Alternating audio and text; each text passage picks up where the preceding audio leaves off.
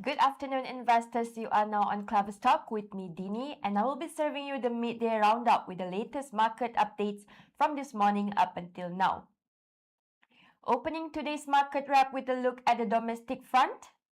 Malaysian equities opened lower this morning, tracking overnight weakness across global equity markets as investors adopted a cautious stance ahead of critical United States employment figures due later tonight. The benchmark FBM-KLCI declined 2.4 points or 0.14% to stand at 1,734.75 during early trade after opening 1.93 points lower at 1,735.22. Local sentiment was influenced by a retreat on Wall Street, where the Dow Jones Industrial Average dropped 0.85% to 53,885.10. The S&P 500 slipped 0.18% and the Nasdaq Composite edged down 0.06%. Market research houses expect the local benchmark index to move into a consolidation phase following its recent run-up. Rakuten Trade projects the FVMK-LCI to hover between 1,730 and 1,745 points today. Meanwhile, Berjaya Research highlighted that despite near-term profit-taking, the broader market undertone remains constructive, backed by resilient domestic economic fundamentals, steady foreign portfolio inflows, and improving in corporate earnings. From a technical perspective, Berjaya Research pegs immediate resistance levels for the FBM-KLCI at 1,756 and 1,770 points, with near-term support levels identified at 1,720 and 1,711 points. Traders worldwide are closely watching tonight's U.S. unemployment rate release for clearer signals regarding the Federal Reserve's upcoming monetary policy decisions. Taking a look at individual stock movements in early trade, persistent profit-taking weigh on tech and plantation names. Malaysian Pacific Industries fell 46 cents to 47 ringgit and 20 cents. United Plantations lost 42 cents to 33 ringgit 78 cents. Pentamaster is 24 cents to 5 ringgit and 47 cents. And Kuala Lumpur Kepong slipped 20 cents to 21 ringgit and 40 cents. On the upside, Tong Hair surged 50 cents to 2 ringgit and 40 cents. YTL Power advanced 20 cents to 4 ringgit and 57 cents. Heineken Malaysia rebounded 14 cents to 17 ringgit and 24 cents. And Press Metal gained 13 cents to trade at 8 ringgit and 12 cents. Moving on to our local currency and foreign exchange. The Malaysian ringgit opened nearly unchanged against the US dollar this morning, trading defensively as escalating Middle East tensions drive safe haven demand into the greenback ahead for tonight's key United States non-farm payrolls report. At 8:05 a.m., the local unit edged marginally lower to 4.0895 to 4.0960 against the US dollar compared to Thursday's close of 4.0875 to 4.0920. Bank Muamalat Malaysia Chief Economist Dr. Muhammad Afzanizam Abdul Rashid noted that the US dollar index rose 0.25% to 99.930, supported by steady labor data as initial jobless remains below 200,000 for a third straight week. Consensus estimates project US NFP job additions to recover to 88,000 for July, which could reinforce expectations of a firm dollar and keep the dollar-ringgit pair bound between 4.08 and 4.10 today. Adding to market caution, global strategists at Quintex Intel pointed to renewed security concerns in the Strait of Hormuz, which gave push crude oil prices higher overnight and prompted investors to seek safe haven assets. The combination of resilient U.S. employment indicators and elevated oil prices is expected to maintain a supportive backdrop for the dollar in the near term. Across major cross rates, the ringgit displayed a firmer undertone. The local currency gained against the Japanese yen to 2.5808 and strengthened against the euro to 4.7123, while easing slightly against the British pound to 5.5020. In regional currency markets, the ringgit advanced against the Singapore dollar to 3.1860 and the Thai baht to 12.3442, traded virtually flat against the Philippine peso and dipped slightly against the Indonesian rupiah.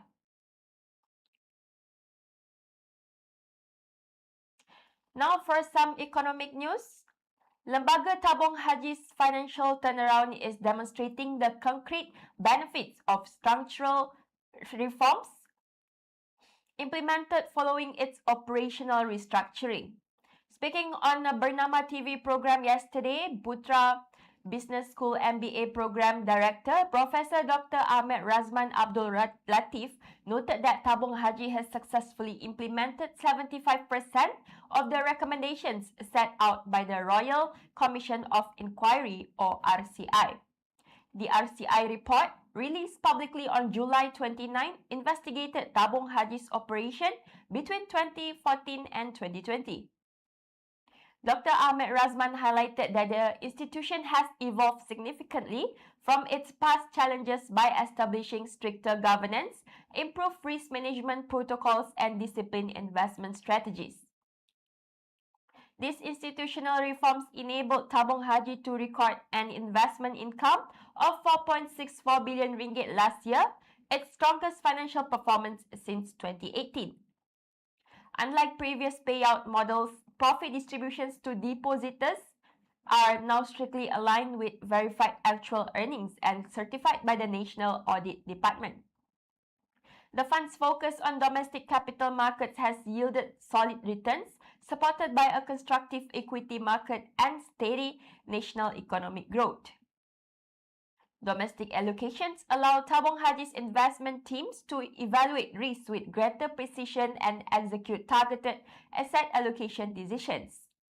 Moving forward, Dr. Ahmed Razman urged Tabung Haji to maintain momentum by continuing to optimize underperforming assets, refine portfolio diversification, and enforce strict accountability. These ongoing measures remain vital to ensuring sustainable long-term yields while upholding depositor confidence in Malaysia's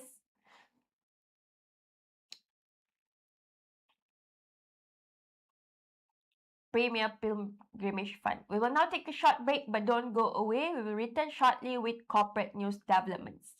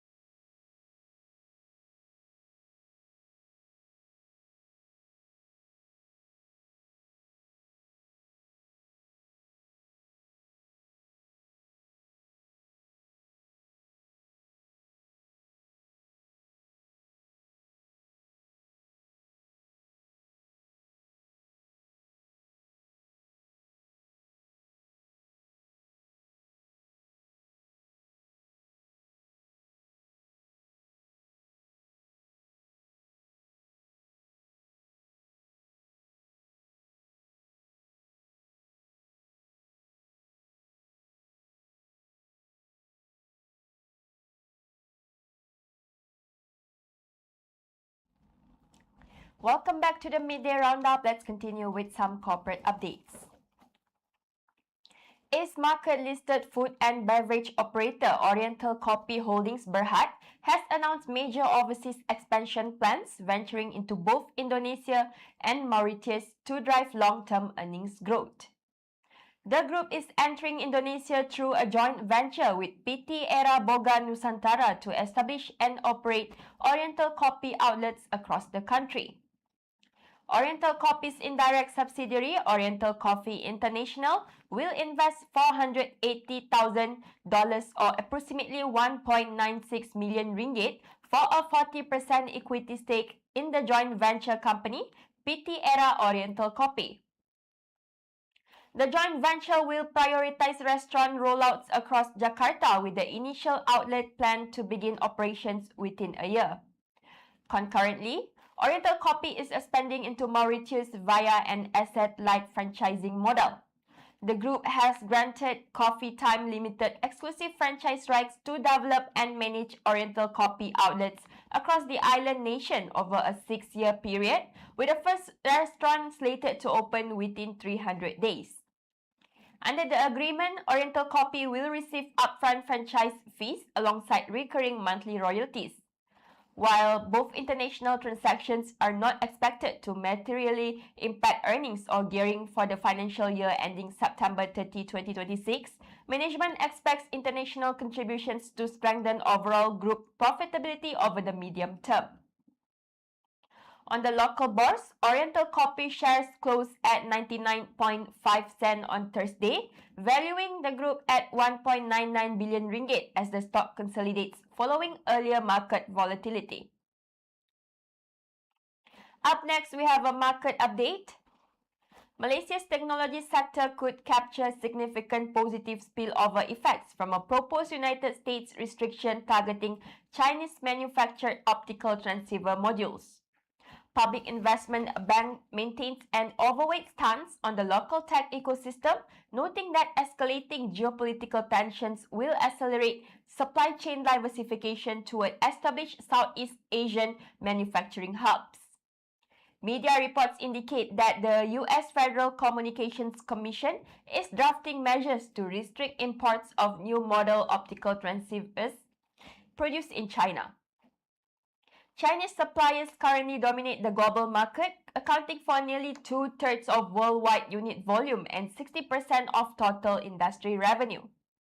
As US hyperscalers seek alternative assembly locations to de-risk their supply chains, Malaysia's major semiconductor cluster in Penang and Kulim is positioned as a primary destination under the ongoing China Plus One strategy. Optical transceivers serve as critical photoelectric conversion components in artificial intelligence data centers, enabling high bandwidth, low latency data transmission across fiber networks. Demand for high-speed 400G and 800G optical modules has expanded exponentially alongside global AI infrastructure rollouts. Public Invest highlights several Bursa-listed companies with direct exposure to the optical networking ecosystem that stand to benefit. Inari Amertron Berhad provides essential assembly and testing services for optical transceiver module chips through its optoelectronics division.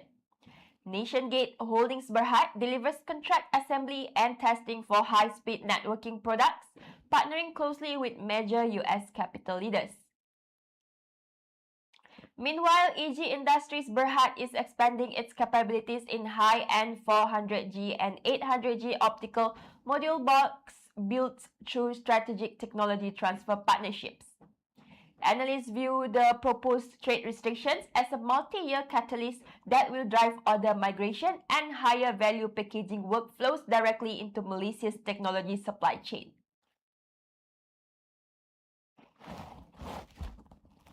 Today's major corporate developments and deals across Malaysia.